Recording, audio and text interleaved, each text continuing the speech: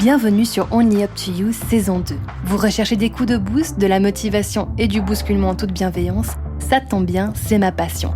Je m'appelle Jennifer Picci, je suis psychologue et coach de vie certifiée et ça fait depuis plus de 5 ans que je vous accompagne dans l'atteinte de vos objectifs. Parler et comprendre, c'est bien, mais mettre en application, c'est là que le défi commence. Et ça ne tient qu'à vous. Et bonjour à tous, j'espère que vous êtes prêts pour ce nouvel épisode. Nouvel épisode qui va parler de l'échec et surtout cette impression d'être en train d'échouer. Parce que parfois vous vous critiquiez et vous vous jugez parce que vous vous rendez compte que vous auriez pu faire plus. Parce que vous avez idéalisé en fait une version de vous qui arriverait à faire les choses 2 fois plus précisément, rapidement, qui arriverait tout simplement à tout faire. Puis sûrement que vous vous faites parfois la réflexion que puisque vous arrivez à l'imaginer, c'est que c'est possible. Peut-être même que des fois, vous avez réussi à faire toutes ces choses. Et du coup, vous prenez cet exemple-là, cette exception-là, comme point de mire, comme point de comparaison. Et vous dites qu'il suffirait juste d'être plus organisé, discipliné. Ces pensées, ces paroles, je les remarque souvent chez vous lorsque vous avez envie de mettre la barre haute, que vous visez vraiment de faire de son mieux tout le temps. Je le remarque aussi lorsque vous essayez de vous construire une vie où vous allez enfin être plus épanoui, mieux. Où vous avez peut-être l'impression que votre valeur dépend de tout ce que vous arrivez à accomplir. Et du moment que l'on utilise ce que l'on accomplit comme manière de ressentir de la valeur, on est déjà en train d'entrer dans un jeu qui est très toxique et plus vous allez le jouer sur du long terme, plus ça va avoir des dégâts. Alors, c'est sûr que je travaille avec des personnes qui visent à s'améliorer, qui ont des responsabilités et qui, du coup, de toute manière, font des choses. Et lorsque l'on travaille ensemble, c'est sûr que l'on va regarder la productivité et l'on va aller analyser où c'est qu'il y a des leviers de changement pour justement non seulement être plus productive, mais surtout pour y gagner en termes d'énergie, de plaisir et d'épanouissement. Si vous voulez réconcilier le fait que l'on peut être performant, très performant même, sans avoir besoin de se tuer à la tâche.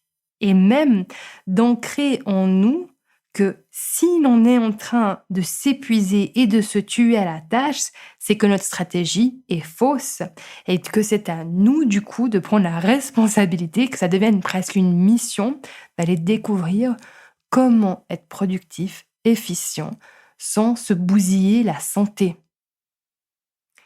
Si je pouvais implémenter quelque chose pour vous ou dans le monde du travail, ça serait que cela devienne la mission de chacun. Comment être aussi productif, mais en ayant plus d'énergie, moins de stress, plus de plaisir et d'épanouissement. C'est quelque chose qui est possible de faire, mais ça demande en fait de passer par une étape de développement personnel où vous allez vous définir qu'est-ce que ça veut dire le succès réel. Qu'est-ce qui est vraiment important pour vous? Quelles sont vos valeurs et principes qui ont du sens pour vous aujourd'hui dans le monde dans lequel vous vivez? Et pas de continuer, si vous voulez, à transporter et recycler notre héritage socioculturel, des principes, des valeurs qu'on nous a inculquées qui peuvent ou non être encore adaptées à la situation que l'on vit. Maintenant, si on rentre un petit peu plus dans les spécificités, les nuances qui se passent lorsque l'on a vraiment cette impression qu'il faut en faire plus, que si on n'est pas en train de faire les choses aussi bien, aussi rapidement, on est en train d'échouer. En fait, on va aller identifier quels sont les schémas mentaux qui sont en place. Et plus spécifiquement, ce dont je vais vous parler aujourd'hui, ce sont les drivers. Les drivers, c'est un terme qui, si vous voulez, explicite qu'est-ce qui nous motive, qu'est-ce qui nous active, quels sont nos systèmes de pensée et de croyances qui parfois sont activés, voire suractivés.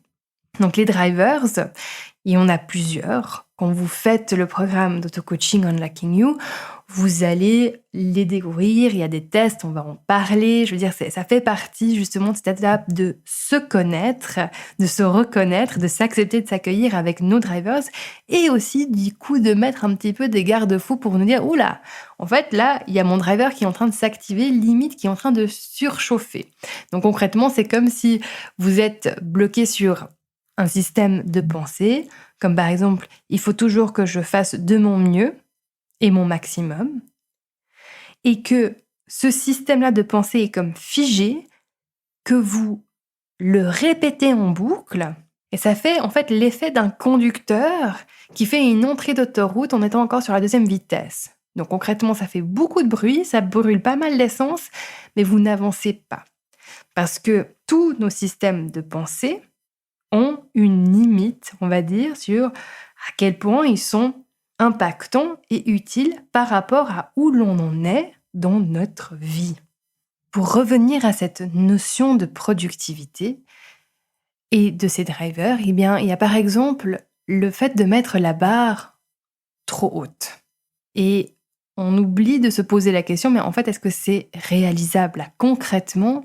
Oui, techniquement, on pourrait le faire d'un point de vue horaire, mais est-ce que d'un point de vue énergie mentale, énergie physique, vitalité, est-ce que c'est réalisable? Ou est-ce que là, vous essayez d'en faire trop? Et parfois, ce que l'on fait, c'est que l'on se compare à des moments dans notre vie où par le passé, on a été ultra productif parce qu'on n'avait pas le choix. Et en fait, ce qui s'est passé à ce moment-là, c'est comme par exemple lorsque l'on est en train de préparer nos examens finaux. Si vous avez été étudiant, vous savez exactement de quoi je parle.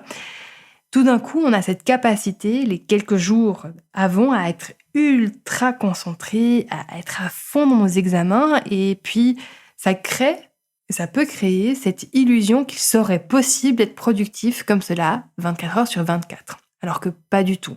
Parce qu'on oublie, en fait, après que non seulement il y avait un temps de préparation avant, où on n'était pas à fond, du coup on a accumulé, si vous voulez, pas mal de ressources en termes d'énergie mentale, d'énergie physique, puis aussi souvent on a un temps de récupération après.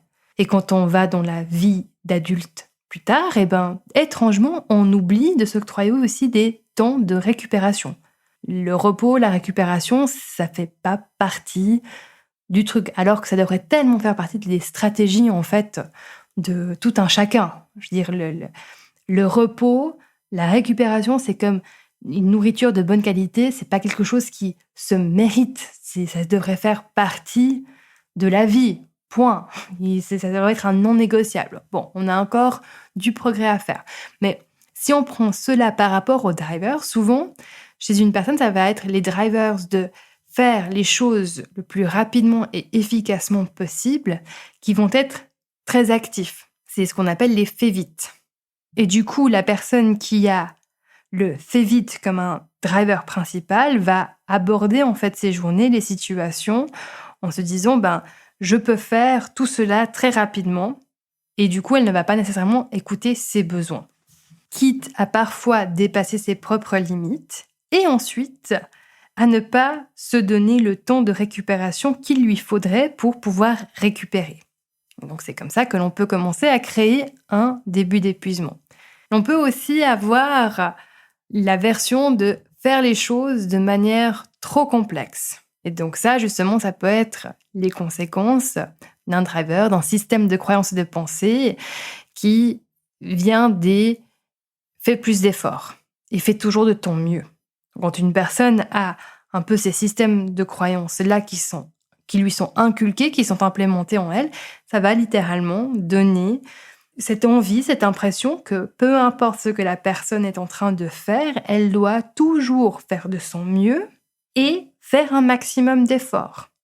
Et que du coup, si elle fait des choses qui ne sont pas aussi bien que ce qu'elle aurait pu imaginer, ou qu'elle fait pas autant de choses que ce qu'elle aurait pu faire, et bien que de toute manière, du coup, combien même ces choses pourraient être totalement suffisante et correspond totalement aux critères de qualité, eh bien, parce que ça n'est pas aussi bien que ça aurait pu ou qu'il n'y a pas eu autant qu'il aurait pu avoir, ça, du coup, ne vaut rien.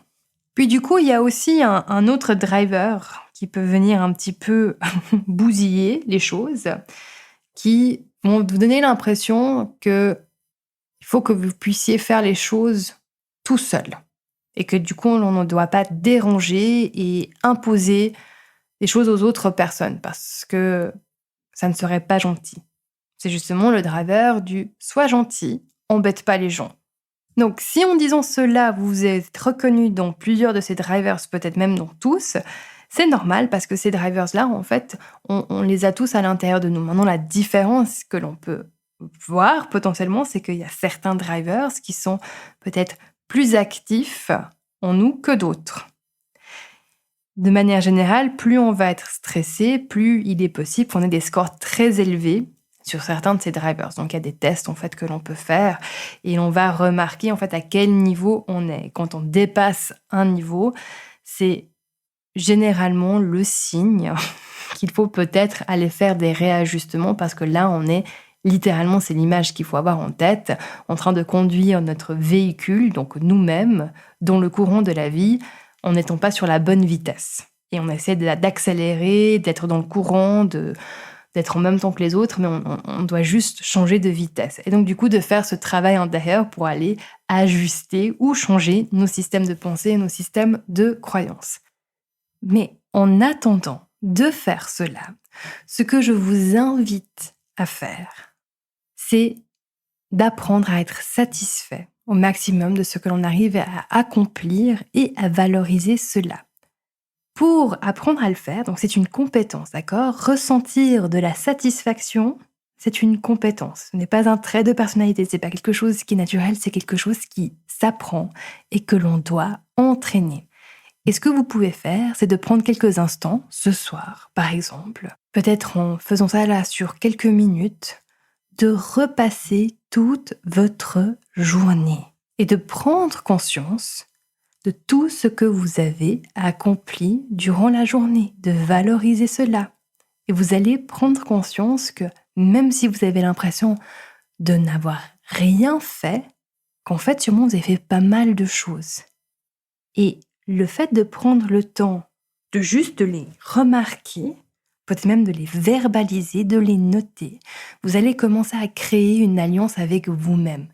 Au lieu d'être constamment en train de vous comparer à une version de vous idéalisée qui est souvent impossible à atteindre parce que comme je l'ai expliqué au début, on va toujours pouvoir imaginer un truc, une version de nous qui est mais superbe, mais pas du tout réalisable en fait, ou pas réalisable sur le temps T. On va en parler dans un prochain épisode justement.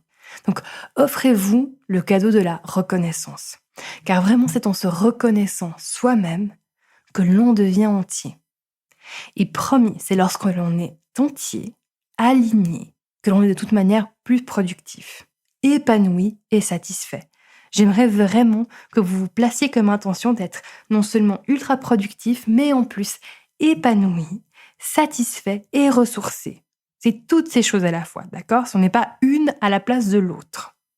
Vous n'êtes pas obligé de sacrifier l'un de ces termes-là.